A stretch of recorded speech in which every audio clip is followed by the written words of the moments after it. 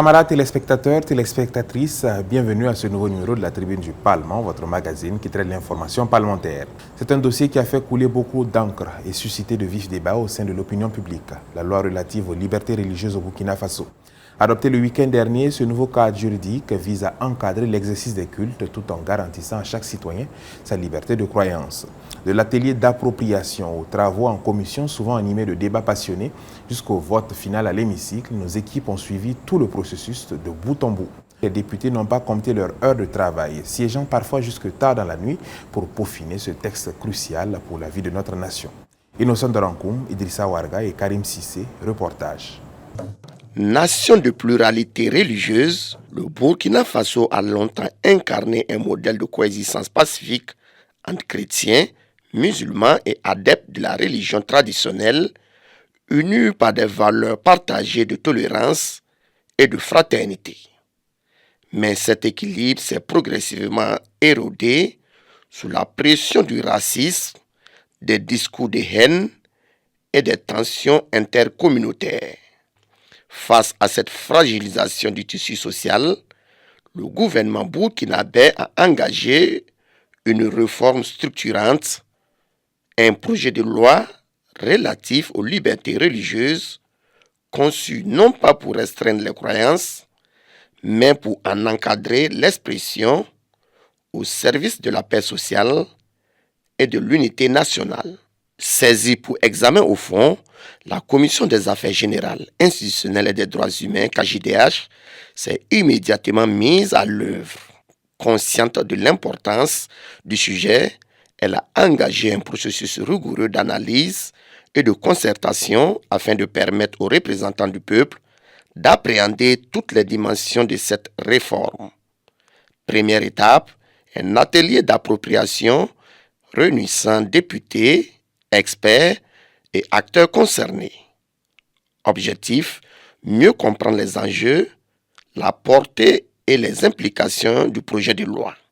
À cette occasion, le docteur camarade Aristide Béré a animé une communication intitulée « État et religion en question, appropriation du projet de loi portant liberté religieuse au Burkina Faso ». À travers une approche à la fois historique, juridique et sociologique, le communicateur a dressé un panorama complet du fait religieux au Burkina Faso, tout en mettant en lumière les fondements et les objectifs poursuivis par le législateur. Nous avons présenté le contenu du texte, c'est-à-dire ses différentes composantes, à savoir les principes, les garanties, les obligations qui sont posées dans le projet de loi. Et nous avons repris point par point les différents compartiments du projet. Cette communication a été unanimement saluée par les membres de la commission. Pour la présidente de la KJDH, la camarade Linda Gladys Ouedraogo Kandolo, cette présentation a permis aux députés de mieux cerner le cheminement du projet de loi, les avancées enregistrées, les difficultés rencontrées, ainsi que les principaux défis à relever pour parvenir à un texte consensuel et adapté aux réalités nationales.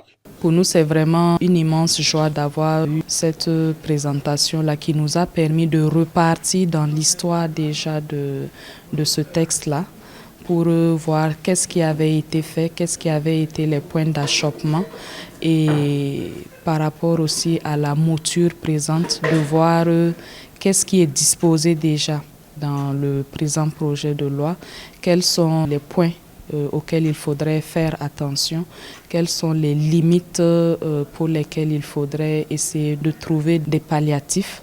Place ensuite à l'examen au fond du texte. Structuré en 6 titres et fort de 110 articles, le projet de loi a fait l'objet d'une analyse approfondie. Article après article, les députés ont procédé à une lecture minutieuse des dispositions proposées. Questions, observations, amendements et contributions se sont succédés dans un esprit constructif avec une préoccupation constante, élaborer un cadre juridique équilibré capable de garantir les libertés religieuses tout en préservant la stabilité sociale. Les parlementaires ont ensuite ouvert la phase des auditions afin d'enrichir davantage leurs réflexions. Chefferie coutumière et traditionnelle, Fédération des associations islamiques du Burkina Faso FAIB, Fédération des églises et missions évangéliques FEME, Conférence épiscopale Burkina-Niger. Toutes les composantes majeures concernées par le texte ont été reçues par les députés. Ces rencontres ont constitué de véritables cadres de dialogue. Elles ont permis aux différentes fêtières de faire entendre leurs préoccupations, de formuler des observations et de proposer des amendements visant à améliorer le contenu du projet de loi. Pour les députés, ces échanges ont offert une meilleure compréhension des attentes et des réalités vécues par les communautés religieuses et coutumières. Les acteurs auditionnés ont exprimé leur adhésion à l'initiative gouvernementale, estimant qu'elle contribuera à renforcer l'harmonie sociale et à prévenir les dérives susceptibles de menacer la paix. La chefferie coutumière et traditionnelle du Burkina Faso salue à sa juste valeur l'avènement de cette loi. Il était temps qu'il y ait effectivement un document, une réglementation qui permette effectivement à toutes les confessions religieuses, à chacun de pouvoir vivre sa foi, mais dans le respect des autres, dans le respect de la construction même de notre nation. La religion, c'est un fait qui est très important au Burkina, mais les pratiques n'étaient pas encadrées par une loi, même si dans la Constitution, il y a l'affirmation de certains droits qui concernent aussi la religion, mais ce cadre juridique était vraiment souhaité. Et je pense que c'est une loi qui sera la bienvenue. Au terme de ces consultations, la Commission a procédé à l'analyse méthodique de l'ensemble des contributions recueillies. Chaque proposition a été examinée avec rigueur afin d'en apprécier la pertinence juridique et l'opportunité de son intégration dans le texte. Parallèlement, plusieurs préoccupations ont été soulevées concernant certaines notions ou dispositions jugées insuffisamment explicites. Nous avons donc apporté notre contribution par rapport à cette question de prosélytisme qui nous semble un peu confus. Nous avons demandé donner notre contribution en ce qui concerne sa clarification de ce terme et la laïcité aussi, et certains articles donc de ce projet de loi pour que nous ayons une bonne compréhension. Comme c'est un projet de loi, l'État a une vision de ce qu'elle entend par cohabitation religieuse qui n'a pas été définie, par tolérance religieuse qui n'a pas été définie. Donc nous sommes revenus effectivement sur ces notions-là pour demander une clarification conceptuelle, voilà, pour que l'on sache de quoi on parle. Autre étape décisive du processus, l'audition du gouvernement. Face aux représentants du peuple, le ministre d'État, ministre de l'administration territoriale et de la mobilité, le camarade Émile Zerbo, est venu défendre les fondements et les motivations du projet de loi. Durant plusieurs heures d'échange, les membres de la KJDH et ceux des autres commissions générales ont soumis leurs préoccupations à l'exécutif. Au total, 55 questions ont été adressées au gouvernement, témoignant de l'intérêt particulier accordé à ce texte ainsi que de la sensibilité des questions qu'il soulève. Dans ses réponses, le ministre d'État a insisté sur la nécessité de préserver le vivre-ensemble burkinabé et de renforcer les mécanismes de prévention des tensions pouvant compromettre la cohésion sociale. Il y a le vivre-ensemble qui est entamé. Il y a ce terrorisme que nous combattons aujourd'hui. Je pense que ce projet de loi est en faveur du croyant. Ce projet de loi veut que chaque croyant puisse exercer sa foi librement. Réunis en séance technique, les parlementaires ont procédé à une ultime relecture du document.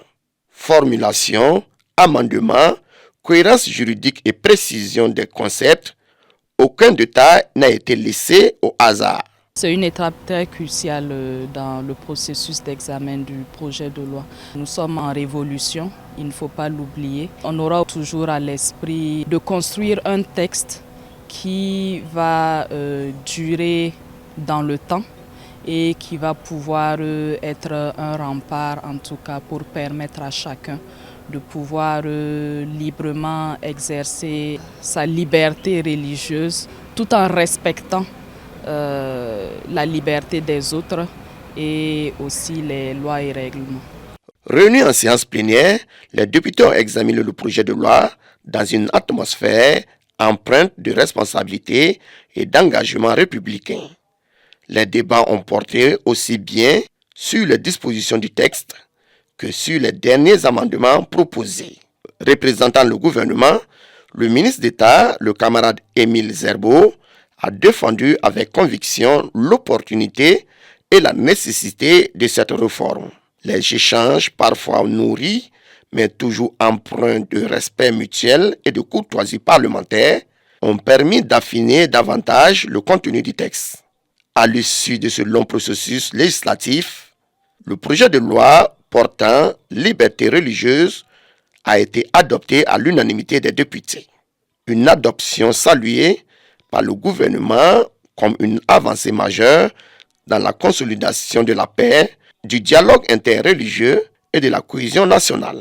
Nous avons passé un cap important dans la vie de notre nation. Aujourd'hui, cette loi qui vient d'être adoptée permettra non seulement de lutter contre le radicalisme religieux, il permettra de faire un contrôle sur tous ceux qui rentrent dans notre pays pour avoir la parole dans les lieux de culte. Il permettra également d'assainir, on va dire, l'espace public parce que beaucoup de nos espaces publics ont été colonisés par des établissements ou par des édifices religieux. Au-delà de sa portée juridique, cette nouvelle loi traduit une volonté collective de préserver ce qui fait la force du Burkina Faso, sa capacité à faire vivre ensemble des communautés diverses dans le respect des différences. Dans un contexte marqué par de nombreux défis, elle apparaît comme un instrument supplémentaire au service de la stabilité, de la tolérance et du dialogue. C'est ainsi que s'achève ce numéro. Merci de votre fidélité et de votre attention. Pour nous quitter, je vous laisse sur cette magnifique pensée qui rappelle l'importance de nos liens. Les hommes sont faits pour vivre ensemble. C'est dans la concorde et le respect de nos différences que se construit le destin d'une nation. On se retrouve très vite pour décrypter ensemble les coulisses et l'actualité de notre Parlement.